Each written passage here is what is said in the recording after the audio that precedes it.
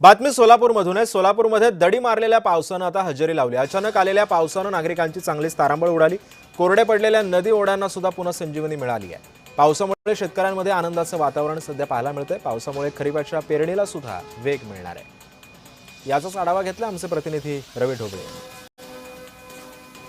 सोलापूर शहरामध्ये 15 दिवसाच्या प्रतीक्षेनंतर जे आहे ते पावसाला जे आहे ते सुरुवात झालेली आहे। अनेक जे नदी नाले जे आहे ते कोरडे टाक पडले होते।